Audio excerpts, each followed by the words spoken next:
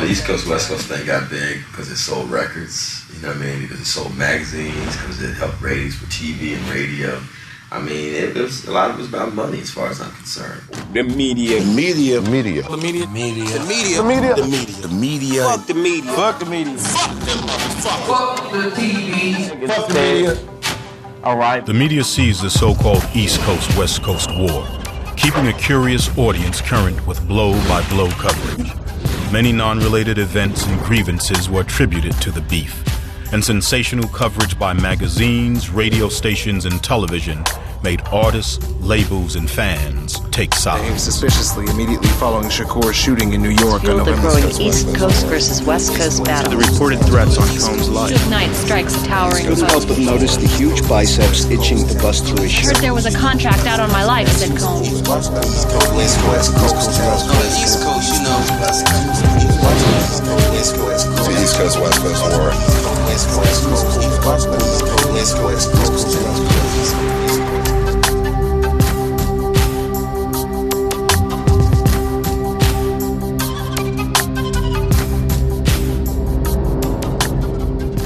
Yeah, the Goodfellas thing was definitely purposeful. The whole mafia reference was definitely purposeful because at this point, Death Row was the most feared entity in the music industry. And we loved the fact that these cats agreed to pose in these black outfits. We thought it was hot, you know what I'm saying?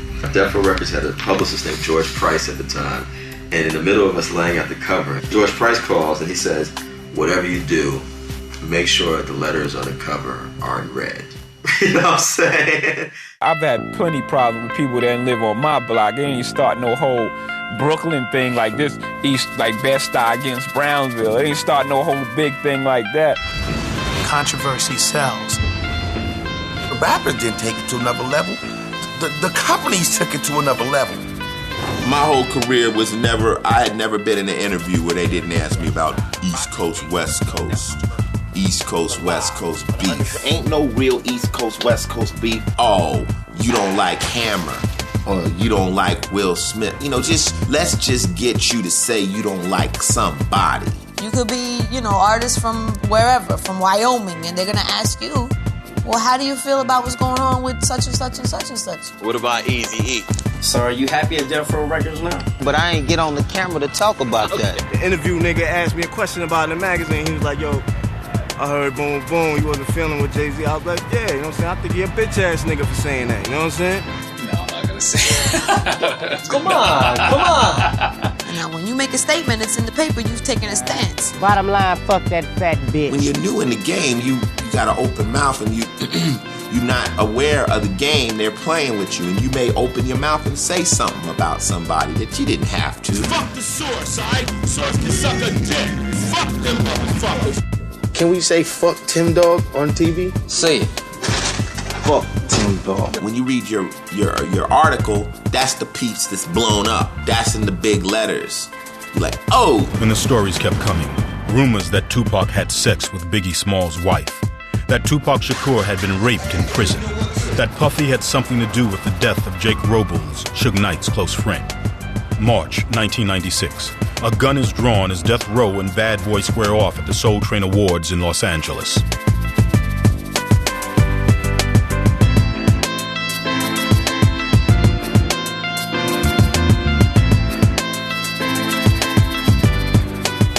As the tensions rose, the game's two premier MCs became opposing generals in hip-hop's civil war, whether they liked it or not.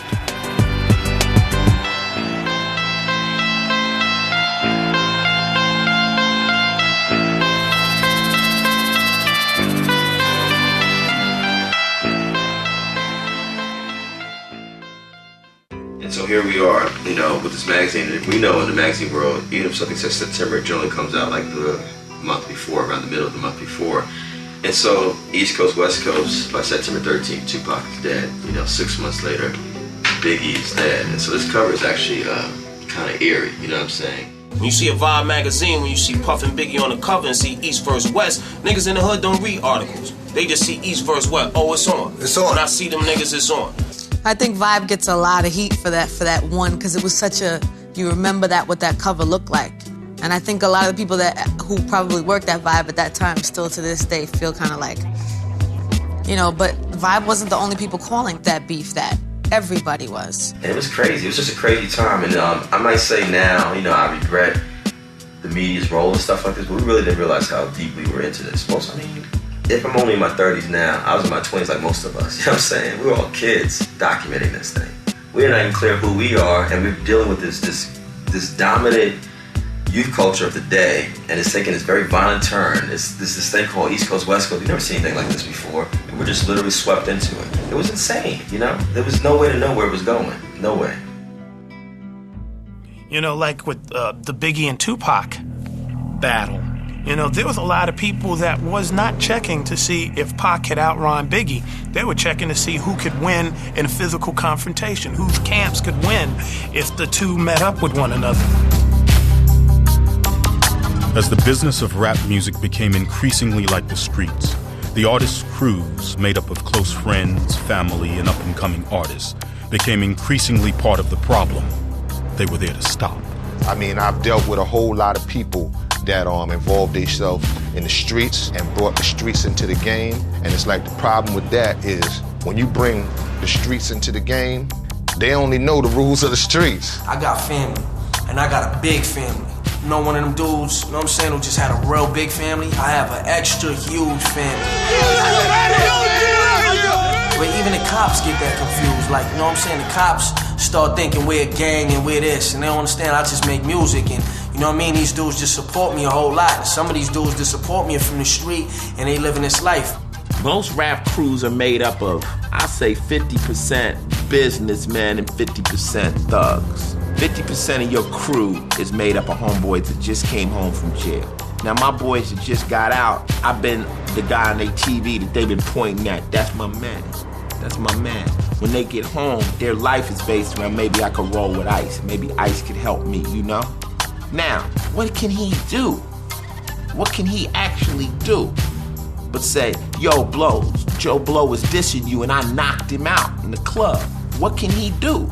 So then that thug element is always ready to reach out and touch anybody, whether it's a cameraman, whether it's an interviewer, whether it's somebody on the radio. They do not have any other way of showing the rapper that they man than busting somebody in their head. And that's where they get their stripe. So you gotta understand that thug element is always available in rap. You know, they want them stripes. They want them points. So it's like, even though you might tell a person, look, I really need you to slow down and cease fires and that. Hey, he's a grown man. When you're not around, he might just come along anyway and just, you know, do what he want to do on his own. Then, instead of fighting me like a G, he ran. Now, I can't help it if some niggas that was on the scene beat his ass for running. That was something separate, you understand me? And I can't help it if they were screaming thug life as they did it. That ain't my fault. That's just how shit went down, you understand me? I could not be there, but if I have this person running around with me to the point that you would start associating him with me, and he decides to just go kill a nigga while I'm off doing some other shit, they gonna say I sent that. I've been in situations where I've been with my boys and I'm talking to a friend of mine in hip hop, but his soldiers is sizing up my soldiers. You see what I'm saying? His man just came out looking at my man crazy. I'm walking down the street, my man's like, I don't like his boy. I'm like, you shut, that's my man. But that's they animal. That's how they rationalize things with combat. So when you first come out of the hood, you come out of the hood and you were a drug dealer and your friends is drug dealers and your friends is thugs and you were just a poet that hung out with thugs and you might have been thug too and you got a record. People around you are very protective. They're very violent. They don't really believe they have nothing to live for. And you are the centerpiece of their lives and, you know, and you're trying to train them as you learn. It's tough. I mean, Snoop got people that's loyal to him that would probably kill you before he would. But you gotta know how to separate your friends from your homies from your loved ones. I mean, you got homeboys, you got friends, and you got dogs. My dogs is with me all the time. My friends, hey, what's happening, local? All right, I get back at you. And my homeboys is people who I got love for, but they don't understand this business right now, so I have to keep it to a limit. It was times where I had concerts and shows, and I tell a couple people to meet me on my block, on my corner when I first got signed. And before I know it, I look up, it's like a parade outside. There's always somebody in somebody's ear, like telling you, fuck that, B. This, that, and third. Yo, let that nigga go right there. That nigga said this, man. Why you don't go see him? Because nowadays, I mean, the pressure from your mans will make you go hurt something. That's the dude you need to get away from you. Or you gotta school him quick, because he don't know no better. In 1995, a crew from Eazy-E's Ruthless Records visited the Dogg Pound on the set of a music video. The Dogg Pound, because of their allegiance to Death Row Records, were drawn into Dr. Dre's ongoing beef with Eazy-E. Actually, Eazy-E boys, they was just, I mean, me and Ricky Harris was riding around, you know, in a little go-kart thing, getting ready to shoot a scene. And they just walked up on me like, fuck the Dogg Pound, you know what I mean? And my response was like, I mean, I'm not, it's about 100 people around there, and one of them went behind me. So I'm like, well, either I swing now or else I just get swung on, so.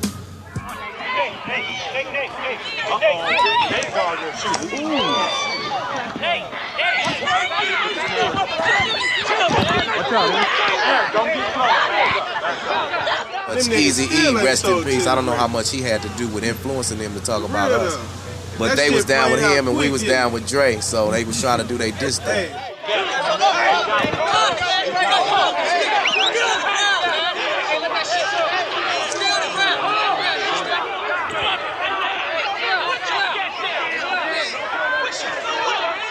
We not trying to be no hoodlums. We out here trying to make money, because I know that day I felt real bad about what it looked real silly.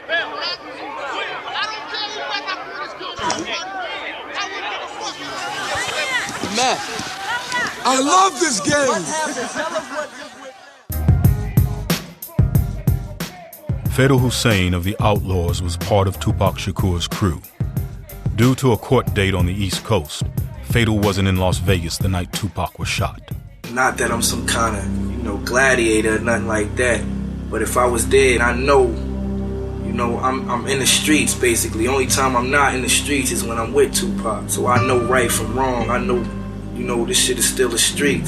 And I know there's certain things you can do and certain things you can't do, man. Especially when you at that level. And it's like people that was around him at the time wasn't feeding this to him, man. After a Mike Tyson bout, Tupac Shakur started a fight with Orlando Anderson, a Los Angeles gang member. Several hours later, Shakur was shot in a car just off the Las Vegas Strip. I never stopped thinking about what the fuck was Tupac doing out there rolling in the dirt with a nigga that he ain't had no business even. He shouldn't even gave that nigga the time, man, to even say some shit like, yeah, me and Pac had a fight, man. It was like 100 other niggas dead. It was supposed to be people there that was supposed to step up and handle situations. Niggas wasn't around just to be rapping and eating up shit and messing with chicks and shit like that. Everybody in the crew got a part to play. And if you don't play your part, then it's all gonna crumble. And if they get the head, man, what's gonna happen to the body? I felt like if I was dead, shit would have been totally different, man.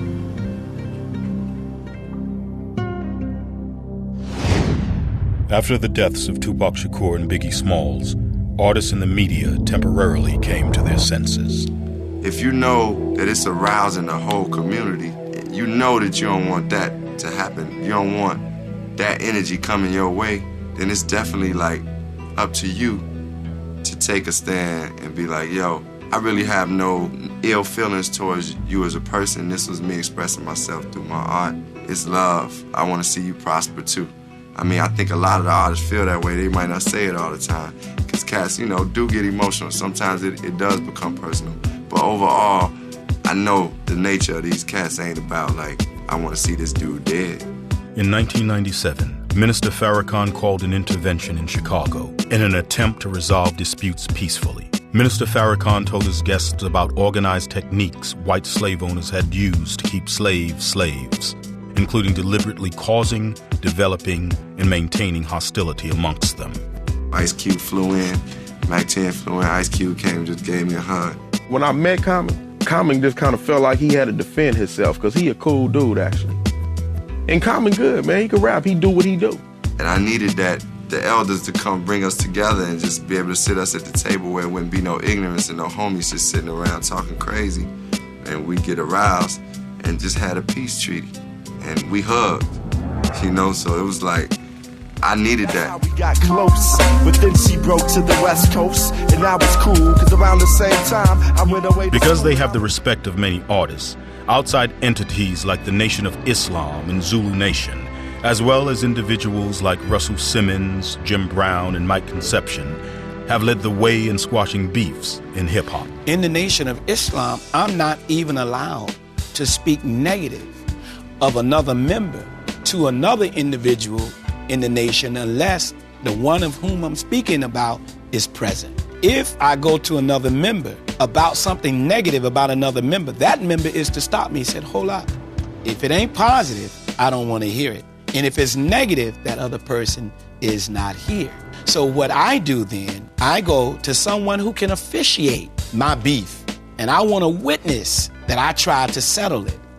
So I don't fear nobody but God. I don't have to go and slander you behind your back. I think that's a coward's way out. Sometimes the other artist didn't even realize you had a problem with him until he heard your record. See, that's a punk way of doing things to me. That's not being a man or a woman. You should have called that artist and faced them with arbitrators saying, you did this to hurt me, and allow that person to say, I'm sorry, I didn't know what I did affected you this way. Would you please accept my apology? We have a hip-hop summit here. We have people that work all day long on settling beefs. You know, I've been lucky enough to have an opportunity to influence some of these people. And if someone listens to me, then I should use my influence best I can. I pay for a lot of this shit myself. I don't expect to get any help from the people who own the record companies. I wish they'd help me underwrite the hip-hop summit because they're making billions of dollars. I don't think that people give a shit. Sometimes I don't even think they care if the artist dies as long as the catalog sells.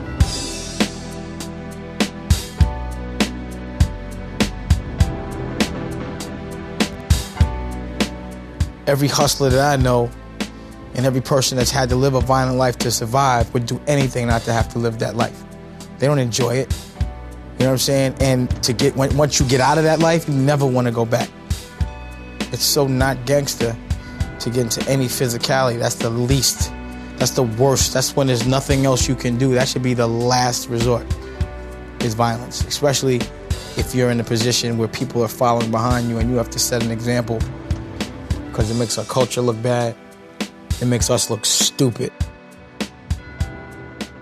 Despite the wake-up call of Biggie Smalls and Tupac Shakur's murders, as well as the efforts of many to reconcile out-of-control beefs, the climate in hip-hop grew increasingly hostile in the late 90s.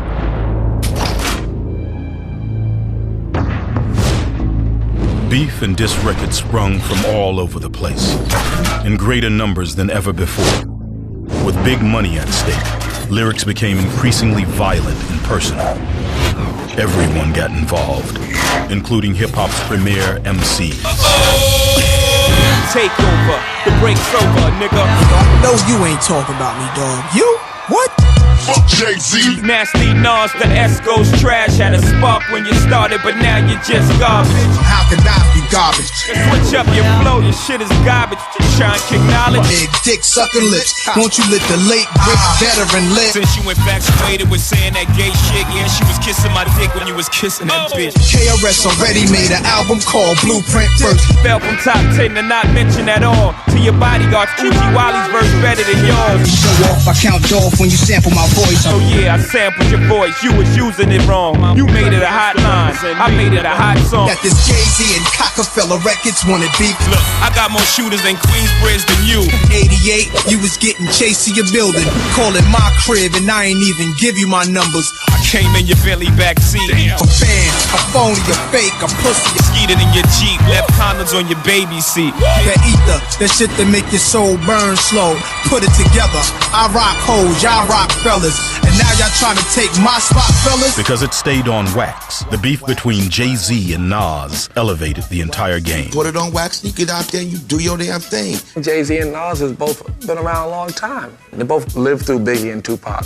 And so I think they're smarter than that. And so they resolved their beef, you know, by putting it all on record. They're a little more experienced, a little more worldly. And they realized how their labor affects so many people. Nas feeds a lot of people. Jay-Z is responsible to a lot of people that he came up with.